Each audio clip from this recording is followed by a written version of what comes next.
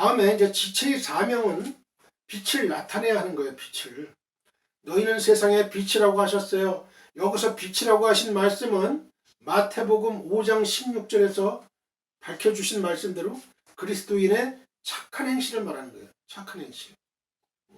그냥 우리가 무슨 이 안에 무슨 빛이 있어요. 그게 아니고 마태복음 5장 16절 비유의 말씀이에요. 이같이 너희 빛이 사람 앞에 비치게 하여 그들로 너희 착한 행실을 보고 여기 밑줄을 그었어요. 하늘에 계신 너희 아버지께 영광을 돌리게 하라고 하셨어요. 이 빛은 너희 착한 행실을 보이는 거예요. 빛을 쏘는 거죠. 착한 행실을 드러내는 거예요. 나타내는 거예요. 다음에 지체의 사명을 이룬다는 말은 의의 병기로 사용되어야 한다는 뜻이에요. 로마서 6장 13절 보면 또한 너희 지체를 불의의 무기로 죄에게 내주지 말고 오직 너희 자신을 죽은 자 가운데서 다시 살아난 자 같이 하나님께 드리며 너희 지체를 의의 무기로 하나님께 드리라고 말씀해 주고 있어요. 그리고 지체의 사명을 이룬다는 말은요. 그리스도인의 모든 생활의 기준을 오직 하나님의 영광에 두는 생활을 의미해요. 우리의 모든 생활의 기준은 오직 하나님의 영광이 있다. 고린도전서 10장 31절 봅니다. 그런즉 너희가 먹든지 마시든지 무엇을 하든지 무엇을 하든지 우리가 뭐 직장을 가든지 뭐 공부를 하든지 뭐 사업을 하든지 뭐 어떤 것을 하든지 다 하나님의 영광을 위하여 하라고 말씀해 주고 있는 거예요. 하나님의 영광을 위해서 하라. 여기에 밑줄 그었어요. 여기 하나님 영광을 위해 하라. 모든 것을. 종말의 계시를 받고 아시아에 있는 7교회에 그 내용을 편지로 보내면서 사도 요한은 나 요한은 너희 형제요 예수의 환난과 나라와 참음에 동참하는 자라고 말하고 있어요. 이 말씀의 뜻은 예수의 환난과 나라와 참음에 동참하는 자라야 요한의 참 형제가 될 수 있다는 사실을 의미해줘요. 요한은 여기서 참 형제의 자격을 몇 가지로 말씀해주고 있어요. 그 첫 번째 자격이 예수의 환난에 동참하는 자라고 했어요. 예수의 환난에. 응? 지금 끝났죠? JTBC 금토 드라마 이태원 클라스에 조이서가 그러잖아요. 조이서가 이 박세로이를 좋아하잖아. 사랑하잖아요. 그죠? 나 사랑하기 위해서 사랑하는 자를 위해서 내가 자격을 갖춰야 된다는 거예요. 조이서의 그 대하에 아주 제가 느꼈어요. 이게 그리스도의 신부면 신부로서의 자격을 갖춰야 되는 거예요. 신부 단장을 하고 흰 세마포를 입어야 돼요. 흰 세마포는 옳은 행실, 성도들의 옳은 행실이에요. 이걸 입어야 돼. 의의 옷을 입어야 돼. 자격을 갖춰야 돼요. 자격을. 이 세마포 옷을 입지 못하면 지옥으로 갈 수밖에 없어요.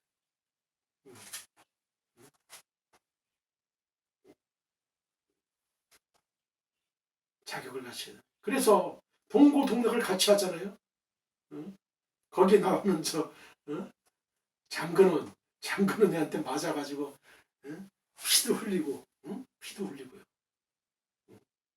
동고동락을 같이 해. 그거에 반해서 얘 친구, 고등학교 때부터 친구 오수는 할 게 한 게 없어. 계속 괴롭혀. 박세로이를. 그 장대희 회장의 심부름만 하고 심부름만 하고 물론 나중에는 뭐 횡령이다 뭐 뇌물 혐의다 뭐 비자금이다 뭐 해가지고 그런 비리 장가의 비리 파일을 그 검찰에 이제 제출해가지고 장가를 파멸시키지만 그러니까 점점 맨 처음에는 그 박세로의 머리에는 이 오수아만 있었어요. 이 조이서는 에 대한 생각은 별로 없었어요. 같은 파트너, 그 사업상의 파트너일 뿐이었죠. 근데 이 조이서가 계속 그냥 사랑을 고백하는 거예요. 그리고 동고동락을 같이 하는 거예요. 나중에 결과가 다르게 나왔잖아. 조이서가 결국은 박세를 위하고 벼락이 되잖아요. 그 생각은 안 해요.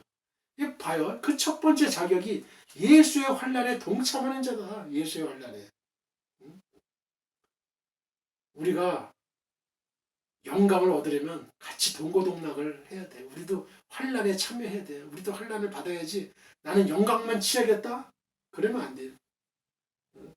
그리스도인의 참 축복은요. 그리스도의 고난에 동참해서 그리스도와 함께 고난을 받는 일이에요. 예수님과 함께. 우리가 진실한 믿음을 가지고 소망 가운데 살아가는 그리스도인이라면 이 땅 위에서의 영화보다는 장차 그리스도와 함께 예수 그리스도와 함께 영원히 누릴 그 축복을 믿음으로 바라볼 수 있어야 되는 거예요. 그게 참 신앙이에요. 그게. 그래야 이 세상에 모든 것을 이겨나갈 수가 있는 거예요. 하늘나라의 축복을 믿음으로 바라볼 수 있는 영안이 열려야 되는 거예요. 성령 충만을 받아야 되는 거예요. 24시간 성령의 기도를 해야 되는 거예요. 우리의 머리는 먹든지 마시든지 무엇을 하든지 자든지 예수 그리스도로 충만해야 되는 거예요. 둘째로 예수의 나라에 동참하는 자라고 했어요. 예수의 나라. 이 원어로 보면요. 환란이라는 말은 틀립세이라고 하고 나라는 바실레이아. 그리고 참음은 휘뽀모네인데요. 이 한글 개역 성경에는 뚜렷이 드러나지 않지만 원문에는 환란, 나라, 참음이 모두 하나의 정관사, 이 때의 결속이 돼가지고 정관사 때의 결속이 돼서 이 세 가지가 환란, 나라, 참음 이 세 가지가 서로 밀접한 관련이 있음을 보여줘요. 즉, 이 환란, 나라, 참음 이 세 가지는 모두 예수 안에서 함께 받는 거예요. NES, 예수 안에서. 여기서 환란은 하나님의 말씀과 예수 그리스도의 증거로 인한 고난을 뜻해요. 그리고 나라는 종말론적인 하나님의 나라를 의미하는 거예요. 이 나라는 하나님의 말씀과 그리스도의 증거를 인내하는 자에게만 주어지는 선물이에요. 마태복음 3장 2절 회개하라 천국이 가까웠느니라 하였으니 마태복음 13장 20절 21절 돌밭에 뿌려졌다는 것은 말씀을 듣고 즉시 기쁨으로 받되 그 속에 뿌리가 없어 잠시 견디다가 말씀으로 말미암아 환난이나 박해가 일어날 때는 곧 넘어지는 자요. 이렇게 말씀하셨잖아요. 즉 환난에 대한 인내는 모든 성도들을 바로 이 하나님 나라로 인도하는 안내자가 되는 거예요. 안내자. 세 번째로 예수의 참음에 동참하는 자라고 했어요. 예수의 참음에 동참하는 자. 참는다는 말은 인내를 의미해요. patience. 히브리서 10장 36절 보겠습니다. 너희에게 인내가 필요함은 너희가 하나님의 뜻을 행한 후에 약속하신 것을 받기 위함이라. 약속하신 것을 받기 위함이라. 거기 언더라인 하세요. 인내가 없는 생활은 그리스도 안에서 언제나 패배적인 생활을 가져오는 거예요. 종말에는 요한의 형제된 그리스도인들만이 세마포로 단장해서 신부의 자격을 가지고 신랑을 맞이할 수 있어요. 그저 그럭저럭 믿는 믿음의 생활은 아무것도 얻을 게 없어요. 우리는 이 예언의 말씀을 읽고 듣고 지키는 자들이 되어서 요한의 참 형제가 되어 다시 오시는 주님을 영접하실 수 있는 성도님들이 되시기를, 저와 여러분이 되시기를 예수 그리스도의 이름으로 축원합니다. 할렐루야. 사도 요한은 이 계시를 받으면서요, 계시자이신 어린 양의 영광을 바라보았어요. 요한은 복음을 위해서 유배된 그 밤모섬에서 어느 주의 날의 깊은 기도 중에 성령에 감동하는 가운데 그의 뒤에서 나는 나팔 소리 같은 큰 음성을 듣게 되었던 것입니다. 이때 요한은 몸을 돌이켜서 자기에게 말하는 음성을 알아보려고 할 때 7 금촛대를 보게 되었는데, 촛대 사이에 계시는 인자 같은 이의 영광을 보게 되었다고 했어요. 이분이 바로 예수님이시고 예수 그리스도이시고 요한계시록에 어린 양으로 등장하시는 심판주이십니다. 요한이 바라본 예수님은 바로 7 금촛대 사이에 계셨어요. 7 금촛대란 20절에서 뭐라고 해석을 해주셨어요? 7 교회라고 해석해주고 있어요. 7 교회. 계시록 1장 20절 보겠습니다. 내가 본 것은 내 오른손에 7별의 비밀과 또 7금 촛대라. 7별은 7교회의 사자요 7촛대는 7교회니라 이렇게 말씀하셨어요. 7금 촛대라고 해서 촛대를 교회로 비유하고 있는 것은 구약의 성전에서부터 유래된 거예요. 촛대를 옮기겠다 하는 거는 촛대를 A에서 B로 옮긴다 이런 뜻이 아니에요. 원어로 뜻하면 remove의 뜻이에요. KJV 성경은 remove 이런 뜻이에요. 제거하다, 없앤다는 뜻이에요. 하나님께서 모세에게 하나님의 성막을 세우라고 명하셨을 때 여러 가지 법도를 가르쳐 주셨는데요. 민수기 8장 1절로 4절 말씀을 보면은요. 그 성막 안에 금으로 된 금 등잔을 만들어서 그곳에 항상 불을 켜놓도록 하나님께서 명하셨어요. 민수기 8장 1절로 4절을 보겠습니다. 여호와께서 또 모세에게 말씀하여 이르시되 아론에게 말하여 이르라. 등불을 켤 때에는 7 등잔을 등잔대 앞으로 비추게 할지니라 하시매 아론이 그리하여 7 등잔을 등잔대 앞으로 비추게 하라. 아론이 그리하여 등불을 등잔대 앞으로 비추도록 켰으니 여호와께서 모세에게 명령하심과 같았더라. 이 등잔대의 제작법은 이러하니 곧 금을 쳐서 만든 것인데 밑판에서 그 꼭까지 쳐서 만든 것이라. 모세가 여호와께서 자기에게 보이신 양식을 따라 이 등잔대를 만들었더라. 이렇게 말씀하시죠. 이 등불은 하나님의 성령을 비유하는 거예요. 하나님의 성령. 그리고 빛이 되신 예수님을 비유하시는 거예요. 그리고 이것은 신약시대에 와가지고 세상의 빛으로 세워진 하나님의 교회를 의미해 주기도 해요. 하나님의 교회가 왜 등불로 비유되느냐 하면 성령이 하나님의 교회에 임재하시기 때문에 그래요. 빛 대신 성령이 임재하지 아니한 교회는 등불이 이미 꺼진 교회로 어둠에 속한 교회로 전락한 교회예요. 이들 교회는 종말에 세상에 생명을 주지 못하고 영적 흑암 중에 버림받은 교회가 될 거예요. 아무 쓸모없는 소금이 그 맛을 잃으면 무엇으로 짜게 하려 사람에게 밟힐 뿐이니라 그랬죠. 종말 교회는 촛대 교회를 이루어야 됩니다. 촛대 교회. 요한계시록에는 환난날의 교회를 둘로 구분하고 있는데 하나는 음료 교회요 배도 세력을 형성해가지고 적 그리스도를 따르는 교회. 이단이죠, 이단. 다른 교회는 뭐냐? 촛대교회예요. 촛대교회. 이 교회가 계시록 12장에서 해 입은 여자로 등장하는 교회예요. 계시록 12장 1절 보겠습니다. 하늘에 큰 이적이 보이니 해를 옷 입은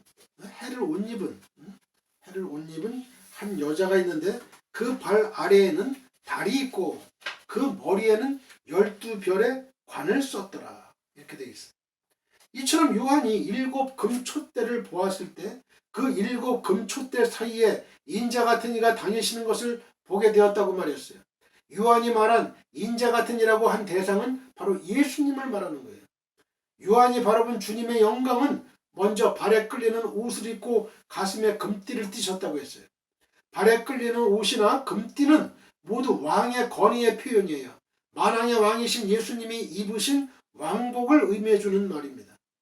그리고 그 머리와 털의 희기가 흰 양털 같고 눈 같다고 했어요.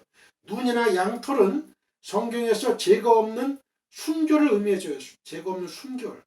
이 같은 표현은 예수님의 지극히 거룩하심과 의로우심을 나타낸 거예요. 그리스도의 신부는 주님과 같은 이 같은 흰옷을 입어야 돼요. 그리고 그의 눈은 불꽃 같다고 했어요. 불꽃 같다. 깨끗하고 거룩한 옷이에요. 흰옷. 죄가 없는 옷. 죄를 다 그리스도의 피로 다 씻어서 깨끗한 상태의 흰옷을 입어야 돼요. 그의 눈은 불꽃 같다고 했어요. 주님은 이 불꽃 같은 눈으로 온 세상을 살피시고 심판하세요. 하나님은 그 불꽃 같은 눈으로 세상의 악인과 선인을 감찰하십니다.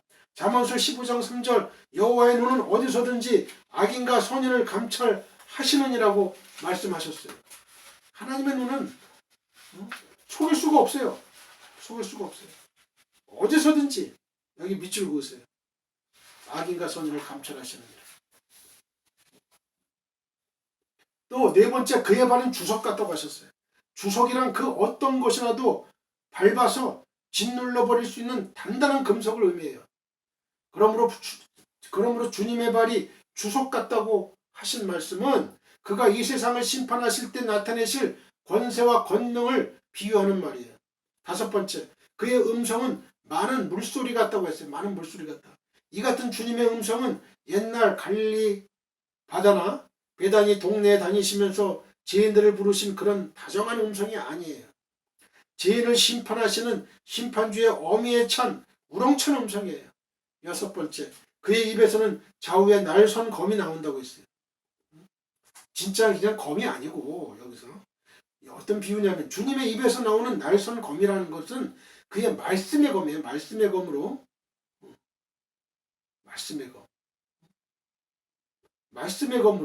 말씀으로 심판하시는 권능을 의미해요. 말씀으로.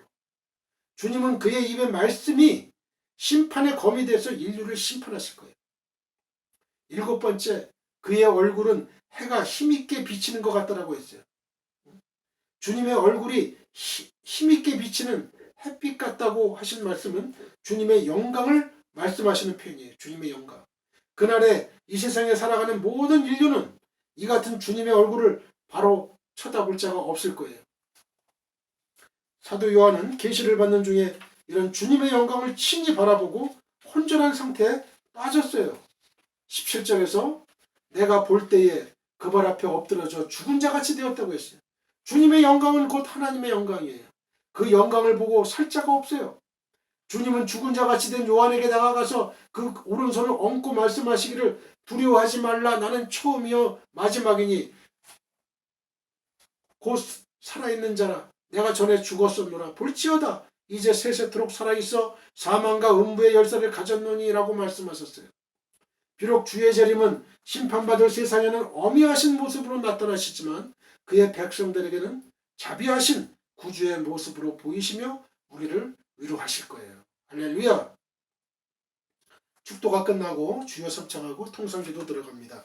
지금은 우리 주 예수 그리스도의 은혜와 하나님 아버지의 극진하신 사랑과 성령의 감화감동 교통하심이 지금 이 방송 예배에 참여하고 있는 모든 지구촌에 있는 성도님들 가정과 직장과 사업장과 우리의 민족과 나라 위에 영원히 함께 하시기를 간절히 축원하옵나이다. 아멘. 할렐루야.